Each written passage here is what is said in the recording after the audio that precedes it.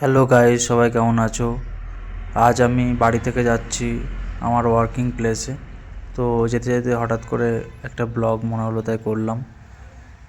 আজ অলরেডি একটু লেট হয়ে গেছে আমার, কারণ কাঞ্চনকন্যা এক্সপ্রেসটি অনেক দেরিতে যাচ্ছিল। তো 1 থেকে দেড় ঘন্টা লেট। তো আলটিমেটলি আমি পৌঁছে গেছিলাম শিলিগুড়ি। তারপরে জিপ নিয়ে আমি যাচ্ছিলাম আমার গন্তব্যের উদ্দেশ্যে। তো এটা আমার মিরিকে, অলরেডি আমি এখন মিরিকে পোস্টিং আছি। তো যাচ্ছি, রাস্তাটার ভিউটা অনেক সুন্দর।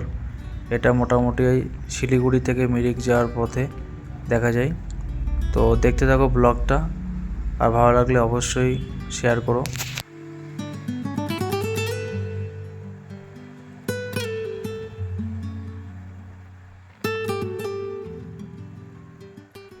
পাহাড়ের রাস্তায় এরকম যেতে যেতে জানলার পাশে মাথা রেখে অনেকটা মাঝে মাঝে আমরা নস্টালজিয়া হয়ে যাই।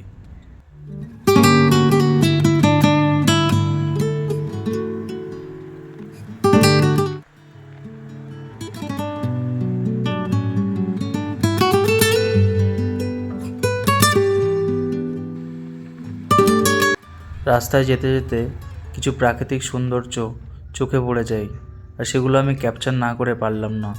আমি অবশ্যই পৌঁছাবো মিরিক বাজারে। মিরিক লেকের পাশ থেকেই সমস্ত জিপ ছাড়ে শিলিগুড়ির উদ্দেশ্যে, এবং ভাড়া পড়ে জনপ্রতি 200 রুপিস।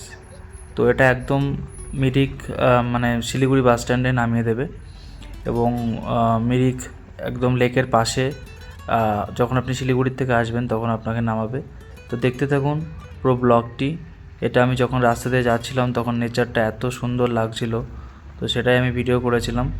তো মিরিকের নেচার খুবই সুন্দর, কারণ ম্যাক্সিমাম অনেকে এই মিরিকের রোড দিয়ে দার্জিলিং যায়, কারণ ভিউ দেখতে গেলে আপনাকে মিরিক হয়ে যেতে হবে।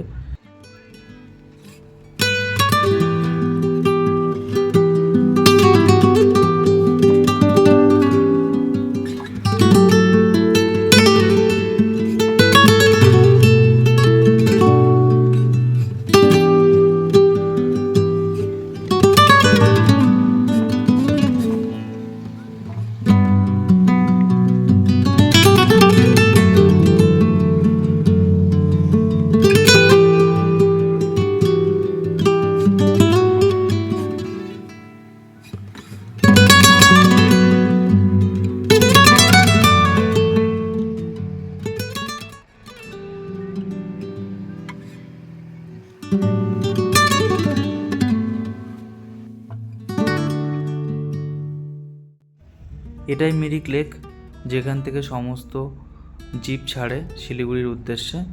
আর এখানে ম্যাক্সিমাম টাইমে উইকেন্ডে অনেকেই ঘুরতে আসে, এবং জায়গাটা খুবই সুন্দর।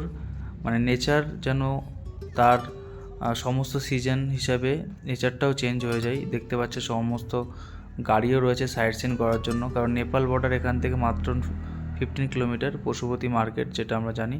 তো অবশেষে আমি পৌঁছে গেছিলাম আমার কলেজে। Thank you everyone for watching this video and share please.